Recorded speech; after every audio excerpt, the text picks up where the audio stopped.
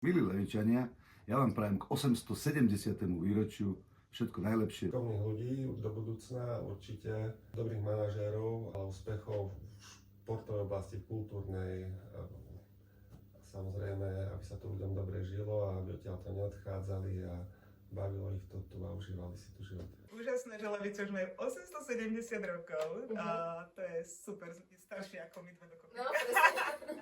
Ale by som dopriala viacej, ja neviem, zelenie, kvetov, podujatí a aby sa sem donieslo veľa pozitivity. A ja by som chcela možno aj týmto tvojim projektom, vašim projektom a priniesť niečo také nové do Levíc, že vidieť, že toľko šikovných ľudí odtiaľ to pochádza, tu sa narodili a skutočne menia nielen Levice, ale celé Slovensko a niekedy aj svet. Takže aby sa možno aj na takýchto ľudí upriamila pozornosť a boli sme hrdí na to, čo z Levíc zišlo.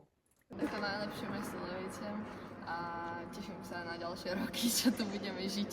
Levice máte veľmi veľký potenciál. My stále žiaľ v posledných rokoch rozprávame o tom potenciáli, ale bol by som veľmi rád, ak by sme skutočne ten potenciál nielen objavili, ale vedeli vlastne realizovať všetko, čo nám tieto Levice a toto mesto viac menej ponúka.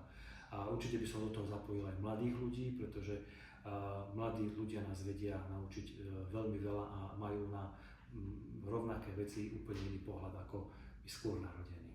Uprial by som určite ešte ďalších XY rokov, nech sa darí, ja milujem Levice a 900-ky, Okay. je to ešte krajšie jubileum. Okay. By sa nám to tu podarilo zachovať v takom peknom prostredí. Že vieš prechádzať cez hranice, nikto ťa neotravuje, nemusíš riešiť víza. Proste fakt, že my sme si tu akože úplne to máme zariadené. A toto treba proste si udržať. V Leviciach by som k ich 870. výročiu poprial hlavne veľa dobrých ľudí, veľa dobrých, múdrych mladých ľudí, ktorí sa o ne budú zaujímať a ktorí ich budú ďalej zveľaďovať.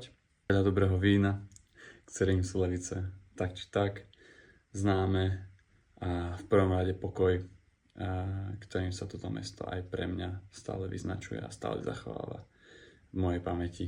Poprial by som aj celému Slovensku. Levice je moje rodné mesto, no tak sa aj tak stretávali aj kultúrne a žili spolu, aby sme vytvárali aj nejaké také kultúrnejšie hodnoty. Tak to je pre mňa veľmi dôležité, ja to mám naozaj rád a vážim si to. ja prajem ďalších 870 rokov, aspoň takých prospešných, ako bolo týchto 870 rokov, pretože Levice sú super mesto. Ľudia, akí sú perfektní. Takže Levice 870 rokov, na zdravie.